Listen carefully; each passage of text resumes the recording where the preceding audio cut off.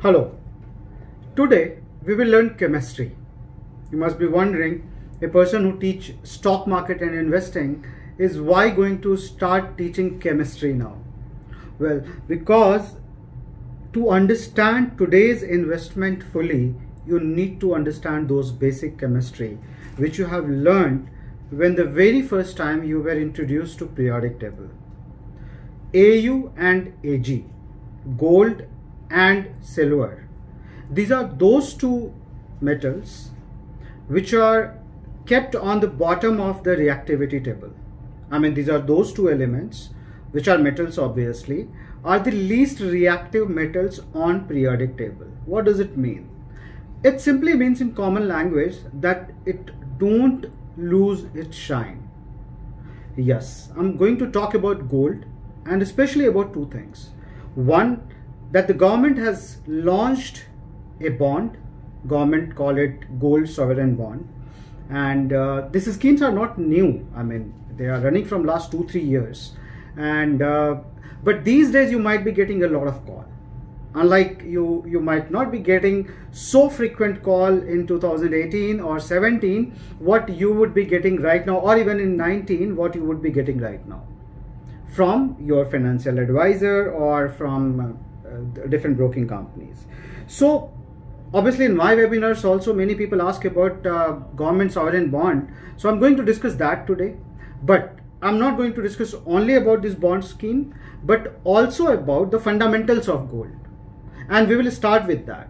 So as I told you that these are the only two metals which are the least reactive metals with acid or any other substance, and they don't lose their sign, and that's what is probably the only logic I see myself that why gold is considered as an investment. Well, if I tell you the real use of gold, then even the organization, who are probably I just forgot the name of that organization, but there is an organization, a council which represents the gold traders. So according to them, 50% of the gold uses is in jewelry and 50% of the gold uses are somewhere in the industrial sector. But then how exactly the gold prices get decided is probably a black hole for everyone. I have never read any article, any investment analysis based on the fundamental of gold. I have seen many reports showing the technicals and the chart where people see gold prices going in a certain direction.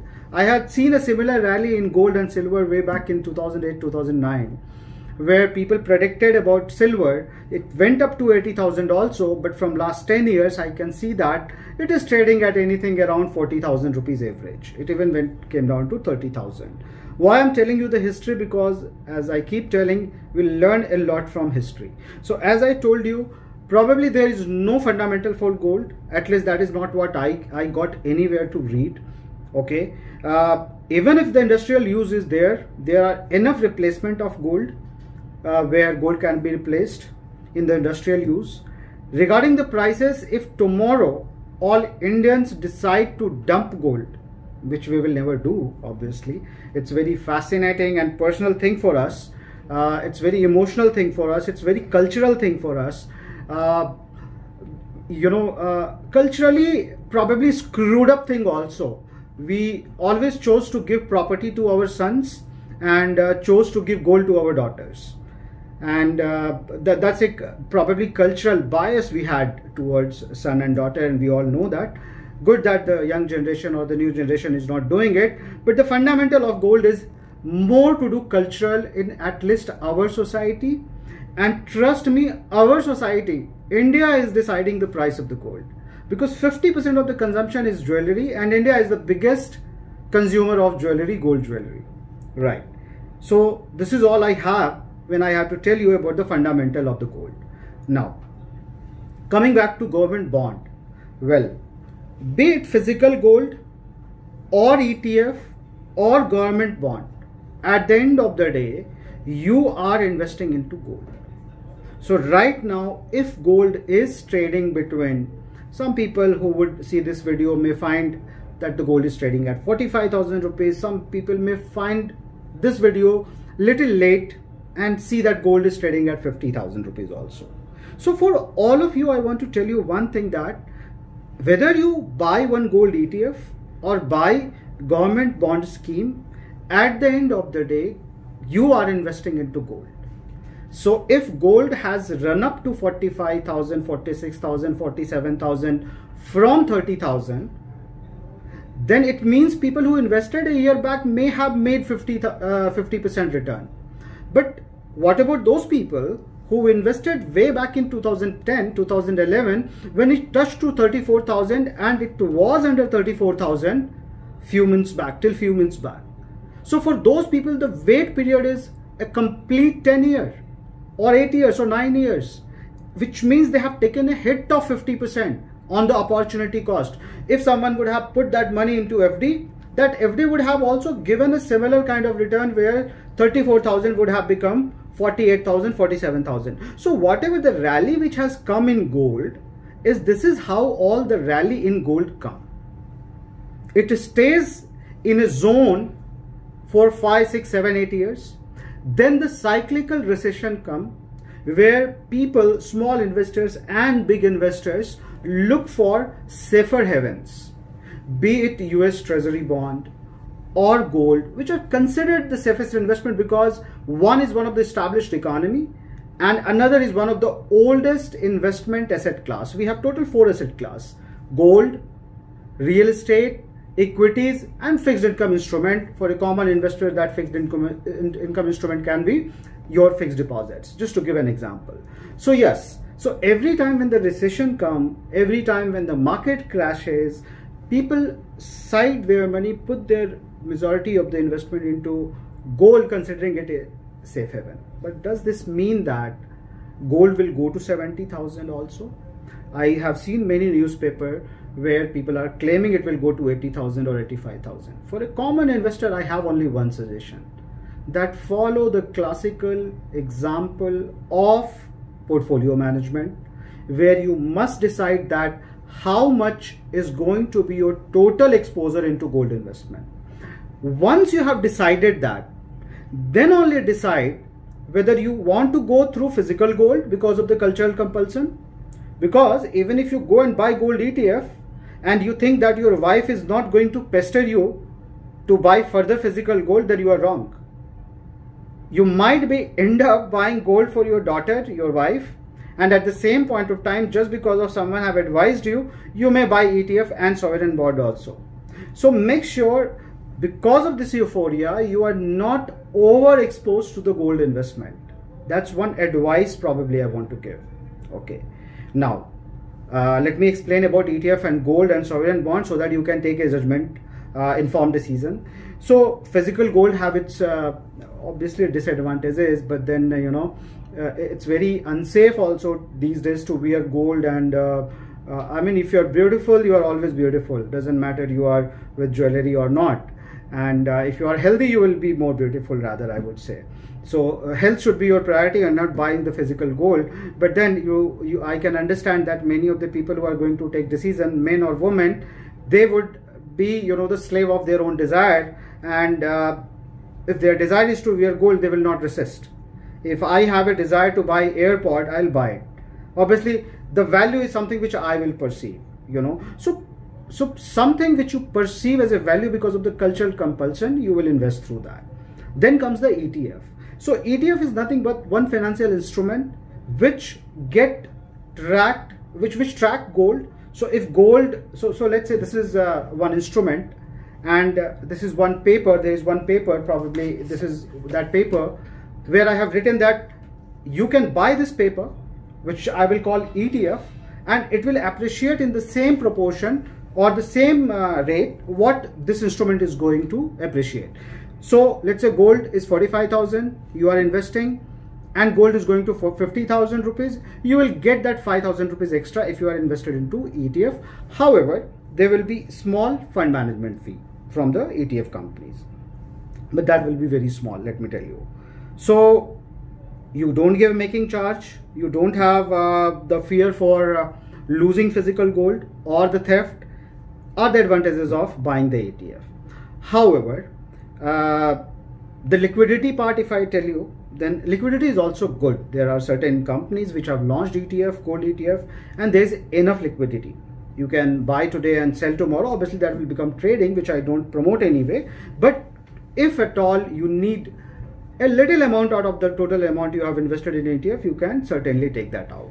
Then comes the government bond, which is giving you an extra edge. So here, this is the government of India which has launched, and they tell you that apart from the appreciation on gold, they will give you extra 2.5% on your overall investment.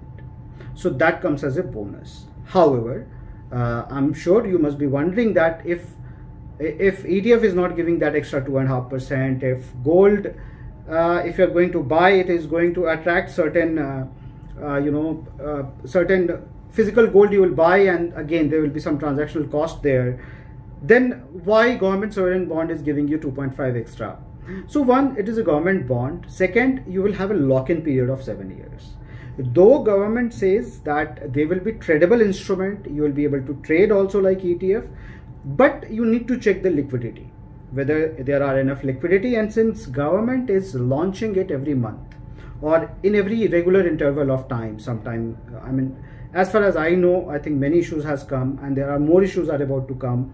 So people who have to buy, they might be buying directly from, the people who are issuing it rather than buying it from the secondary market. So liquidity could be one of the issue where you have to be there with 5 to 7 years. Again, being a very neutral person, I just want to tell you that you have to be sure about one thing, that you are not going into government sovereign bond because of this 2.5%. You should be going only when you think that you are under allocated or uninvested into gold. Otherwise, and you can decide that. You can decide it anything between 5 to 10%. Make sure your overall investment through all these three instruments, physical gold, ETF and government sovereign bond, should not exceed more than 5%. 10%, 5 to 10%, 10% on the higher side who want to be very, very bullish on the gold prices, or 5% for a normal household. Well, risk is everywhere. So even in government sovereign bond, you have that risk. If gold tomorrow going to crash back to 35,000 rupees, obviously you will lose that money. So just because 2-3 things. One, that government word is included, this doesn't mean that your money is safe. It is tracking at the end of the day gold price only. Okay. There could be another way of thinking also, since many people are reporting that gold is going to 80,000 or 90,000 or 75,000. Guys, I have a very strong suggestion here that you do not have to listen to everyone. You do not have to listen to those reports also. Everything which comes out in media, I'm not sure whether they are coming without any agenda. I don't want to tell you more on this part, but I'm sure whomsoever is printing it, whichever the bank is giving it a call, I mean, are they themselves going to sell all their assets and put everything into gold if they are so confident about it? The answer is no. They also work on that allocation philosophy. They might be ethical, they might be right, they might be doing it on a certain factors or certain clues, and they might increase their overall allocation from probably 5% to 6%. But they are also not going to liquidate everything and go and get invested only into gold. So just because someone is following you to buy government sovereign bond, and you also feel that this is probably a good investment at gold at 47,000 also, when it has already run up to 50%, then make sure that you stay informed about your overall exposure in gold as an instrument. For me, I think this is a dead investments. I don't want to go against the common feeling of all the common people, all we Indians. We know we have a fascination for gold. We consider gold as one of the safest investment instrument. We never sell it, and that's why probably the prices never comes down. And on personal note, I do have gold, and I also make sure that I keep a check on that. But then India as a country is the biggest importer of gold, and trust me, this is not a great thing to have. Our money should not be into those assets which are there in locker, doing virtually nothing. Our money should be deployed in businesses, innovation, so that we can build this nation in a very, very right way, but I don't want to make that gutsy statement and asking every Indian to dump their gold. You can continue doing probably the same way, the way in which our previous generation have done, bought it for the cultural purpose, used as an ornament. We are anyway a very conservative society. We don't spend like Americans on useless things. When we want to spend, we buy gold. In a way, it is okay. But then again, if I have been given a choice whether I want to buy gold or any such instrument which is supposed to be there in locker, or I have to deploy my hard-earned money into something which can generate further revenue or generate employment, then I would prefer to do it on the other side. So guys, that was my take on not only government sovereign bond, but also gold as an investment. Please check that how gold prices has moved in last 50 years, and you will realize that it always move in the same fashion. It stays in a range of 5 to 10 years. It stay in a range, and suddenly it run up by 30, 40, 50%. So don't try to time even gold prices and get overexposed to it. The way I tell you about the stock market, that you do not have to time the market. Stay invested, keep investing on a regular basis, and make sure that you are investing with the right check and balances of allocation. So if equity allocation is 30-35%, gold allocation should not go from 5 to 10%. I think the takeaway from this video is the allocation, I guess.